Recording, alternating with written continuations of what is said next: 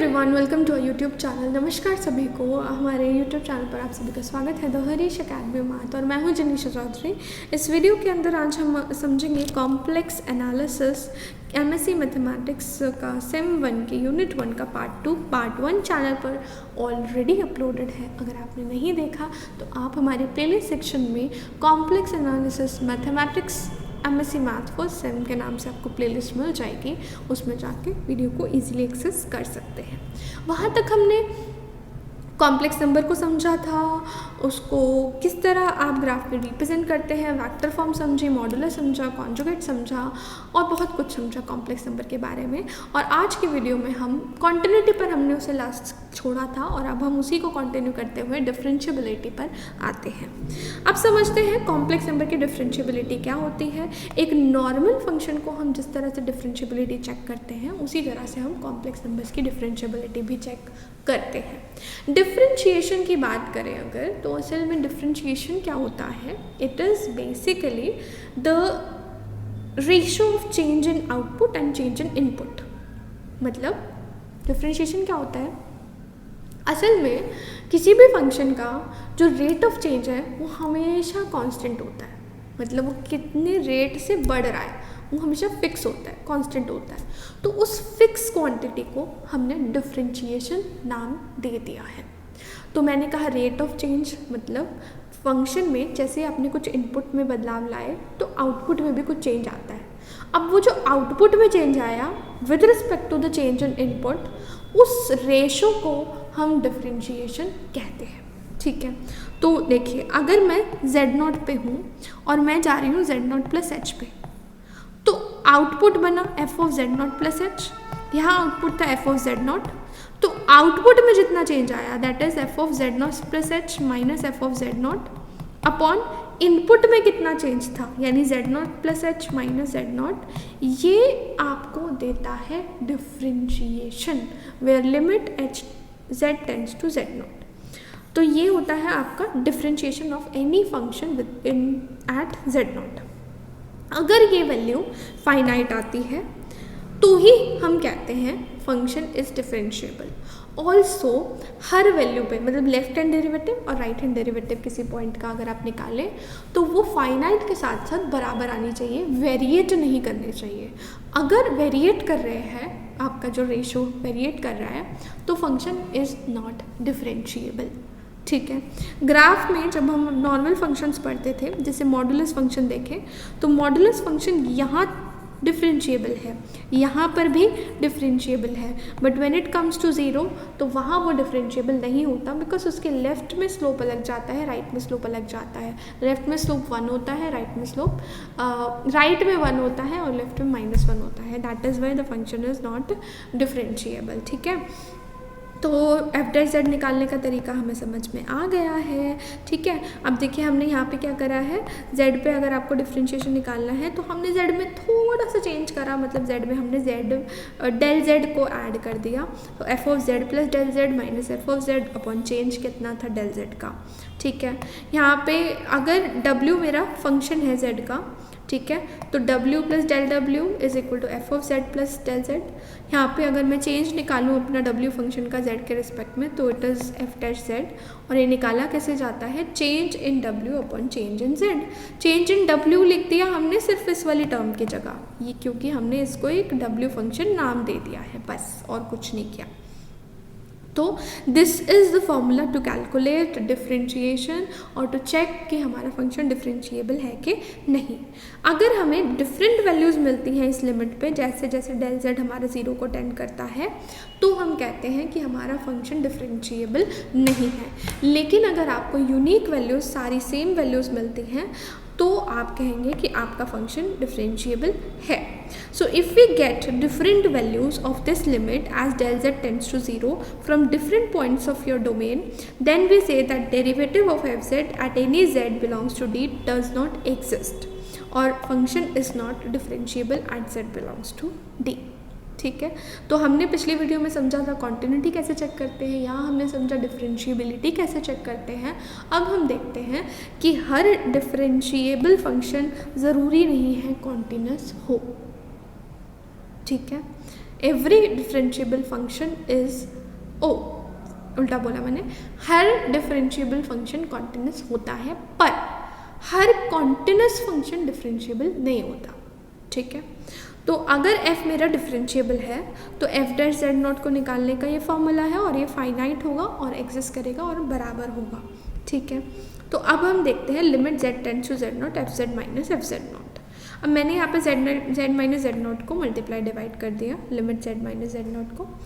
अब ये वैल्यू देखें तो हमारी f डैश जेड नॉट होती है और इसके अंदर जैसे ही मैं z पे z नॉट डालूंगी, क्योंकि मेरी limit z tends to z nought चल रही थी, तो वैसे ही डालने पे होगा क्या, आपका ये टर्म ज़ीरो बन जाएगी। तो ये zero into something is zero, तो आपका limit z tends to z nought F z आपका एफ जेड नॉट के बराबर आ गया, क्योंकि जो ये वाली टर्म है फिर ये राइट साइड पे चली जाएगी और इसका मतलब आपका फंक्शन z नॉट पे कॉन्टिन्यूस हो गया, क्योंकि कॉन्टिन्यूस की यही डेफिनेशन थी। लेकिन कन्वर्स इसका ट्रू नहीं है, मतलब मैंने यहाँ पे क्या बोला, हर डिफरेंशिएबल फंक्शन कॉन्टिन्यूस होता है पर हर कॉन्टिन्यूस फंक्शन डिफरेंशिएबल नहीं होता। ठीक है, for example mod Z square. अब मॉड जेड स्क्वायर हमारा कॉन्टिन्यूस फंक्शन है, इसमें कोई दो राहें नहीं है। ठीक है, क्लियरली एफ जेड जो मैंने ये फंक्शन लिया x square plus y square, it is continuous. लेकिन अगर मैं इसकी डिफरेंशिएबिलिटी चेक करूँ तो देखिए डिफरेंशिएबिलिटी कैसे चेक होगी, फॉर्मूला था F Z minus F Z naught upon Z minus Z naught. F Z is Z mod का square, F Z naught is mod Z का स्क्वायर, मॉड जेड नॉट का square, नीचे Z minus Z not. अब देखिए mod Z का square हमारा Z into Z conjugate होता है। ठीक है, तो हम मॉड जेड स्क्वायर को जेड इंटू जेड कॉन्जुगेट और मॉड जेड नॉट स्क्वायर को Z not into Z not conjugate लिख सकते हैं। अब हम न्यूमरेटर में ऐड सब्ट्रैक्ट कर देते हैं जेड बार जेड नॉट को, तो यहाँ पे जेड बार जेड नॉट को सब्ट्रैक्ट और ऐड कर दिया। अब हम क्या करते हैं, ये वाली टर्म लीजिए जेड जेड बार और ये वाली टर्म लीजिए जिसमें जेड बार जेड नॉट आ रहा है, इसमें जेड बार कॉमन आ गया तो जेड माइनस जेड नॉट बचेगा अंदर। और बाकी दो टर्म्स को देखो, इन दोनों टर्म्स में तो कॉमन क्या है, आपका जेड नॉट कॉमन है, तो अंदर क्या बचेगा Z bar minus Z naught bar. तो आपके पास अलग अलग डिवीजन हो जाएगा इनका, अलग अलग डिवाइड करोगे तो यहाँ Z minus Z not cut जाएगा, जेड बार बचेगा और यहाँ पे ये टर्म बचेगी। ठीक है, अब अगर आप जेड माइनस जेड नॉट को क्योंकि z और z नॉट दोनों कॉम्प्लेक्स नंबर्स हैं, दोनों कॉम्प्लेक्स नंबर को माइनस करोगे तो भी आपको एक कॉम्प्लेक्स नंबर मिलेगा, क्योंकि क्लोजर प्रॉपर्टी सेटिस्फाई करते हैं। तो इसको आप r cos theta plus iota sine theta की फॉर्म में लिख सकते हो, which is a polar form of representing a complex number. ये भी हमने सीखा था पिछले वीडियो के अंदर। तो अगर मैं Z bar minus Z naught bar निकालूँ, which can also be written as Z minus Z naught का होल कॉन्जुगेट, तो यहाँ पे आपका R cos theta minus iota sine theta हो जाएगा। ठीक है, यहाँ तक हमें कोई प्रॉब्लम नहीं। अब हम क्या करते हैं, अब हम अपनी वैल्यूज़ को पुट कर देते हैं। ठीक, जो हमने यहाँ पे लेट किया पोलर फॉर्म के अंदर, उन वैल्यूज़ को सब्स्टिट्यूट कर देते हैं अपनी इक्वेशन के अंदर ऊपर वाली। तो देखिए जैसे ही मैं सब्स्टिट्यूट करूँगी तो मेरा z minus Z naught bar की जगह cos theta minus iota sine theta और z माइनस जेड नॉट की जगह cos theta plus iota sine theta आ जाएगा। ठीक है ना, तो यहाँ पे मैंने क्या करा, z bar minus Z naught bar और z माइनस जेड नॉट निकाला, मेरे पास ये आ गया। इसको हम e की फॉर्म में लिख सकते हैं, e की पावर माइनस आयोटा थीटा और ये हमारे e की पावर आयोटा थीटा। इनको सॉल्व करो, पावर सब्ट्रैक्ट होंगी, e की पावर माइनस 2 आयोटा थीटा मिलेगा, which can also be written as cos 2 theta minus iota sine 2 theta. अब ये वैल्यू आपकी थीटा पर डिपेंड करती है। जैसे ही आप z को z नॉट टेंड करोगे तो आपके पास रिजल्ट आएगा ये, but it depends on theta. Now since this value does not tend to a unique limit, जैसे आप z को z नॉट डालते हो तो आपको यूनिक लिमिट नहीं मिलती, because it depends on theta. अलग अलग वैल्यूज़ मिलेंगे डिपेंडिंग ऑन डिफरेंट थीटाज, तो इसीलिए फंक्शन आपका डिफरेंशिएबल नहीं है, लेकिन ये फंक्शन कॉन्टिन्यूस था। ठीक है, आगे देखिए z बार भी एक कॉन्टिन्यूस फंक्शन है, ये हमने पिछली वीडियो में प्रूव भी किया था और दिखा देते हैं कि ये फंक्शन डिफरेंशिएबल नहीं है। उसके लिए आपको f डैश z निकालना पड़ेगा और आपको बस ये दिखाना होगा कि f डैश z जो आपका निकल कर आता है वो वैल्यू एक यूनिक वैल्यू को टेंड नहीं करती, जैसे आप z को z नॉट टेंड करते हो। तो मैंने f डैश z निकाला, it is z plus h का conjugate minus z conjugate upon h, जिसको आप h कॉन्जुगेट अपॉन h बोल सकते हो। अब अगर मैं h को r e की पावर आयोटा थीटा लिखूँ, क्योंकि h भी यहाँ पे कॉम्प्लेक्स नंबर होगा, तो r e की पावर माइनस आयोटा थीटा मिल जाएगा ये, क्योंकि उसका कॉन्जुगेट है r e की पावर माइनस आयोटा थीटा, और ये r e की पावर आयोटा थीटा, माइनस करोगे e की पावर -2 आयोटा थीटा आ जाएगा। ठीक है, तो हमारे पास क्या आ जाएगा, ये भी थीटा, अगर मैं देखो अब h मेरा 0 हो जाएगा जैसे जैसे मेरा थीटा 0 होगा, थीटा 0 हुआ तो मेरा पूरा डिफ्रेंशिएशन 0 हो जाएगा, ये 0 हो जाएगा थीटा, तो e की पावर 0 1 हो जाएगा, तो मेरा f डैश z 1 आ जाएगा। अगर मैंने थीटा ले लिया π/2, थीटा π/2 लिया तो 2 और 2 कैंसिल, माइनस आयोटा पाई बचेगा e की पावर में, e की पावर माइनस आयोटा पाई का मतलब क्या होता है, cos minus pi plus iota sign minus pi.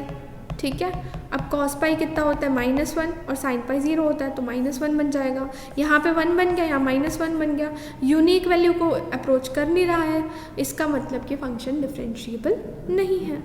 ठीक है, अगला क्वेश्चन देखते हैं, हमें एफ जेड दे रखा है और हमें एफ जेड निकालना है, तो तरीका वही है, f z plus z del z निकालो, एफ जेड निकालो, दोनों को माइनस करो और डेल जेड से डिवाइड कर दो, और इसमें limit del z tends to 0 डाल दो, क्योंकि चेंज जो है वो बहुत छोटा लेना होता है आपको। तो बस हमने इसका क्यूब खोला है और फिर इसे सॉल्व करा, तो जहाँ जहाँ डेल जेड आया वहाँ हमने 0 डाल दिया, तो हमारे पास 3z² + 4z बचेगा, विच इज़ योर आंसर, यानी ये आपका डिफ्रेंशिएशन हो जाएगा आपके फंक्शन का। क्लियर? तो इस वीडियो के अंदर इतना ही, अगले वीडियो में हम आगे बढ़ेंगे, आगे के टॉपिक डिस्कस करेंगे। कमेंट भी आया था कि इस वीडियो को प्लीज़ प्लीज़ प्लीज़ कंटिन्यू कीजिए, प्लीज़ प्लीज़ प्लीज़ बहुत बार नहीं था, मैंने लगा दिया अपने आप से। ठीक है, तो अगले वीडियो में हम समझेंगे आगे के टॉपिक्स, अभी की वीडियो में इतना ही, तो मिलेंगे नेक्स्ट वीडियो में। अगर वीडियो अच्छी लगी हो then don't forget to like the video, subscribe to the channel and also press the bell icon to get instant notifications of all our videos. मिलेंगे नेक्स्ट वीडियो में, तब तक के लिए बाय बाय, टेक केयर, नमस्ते।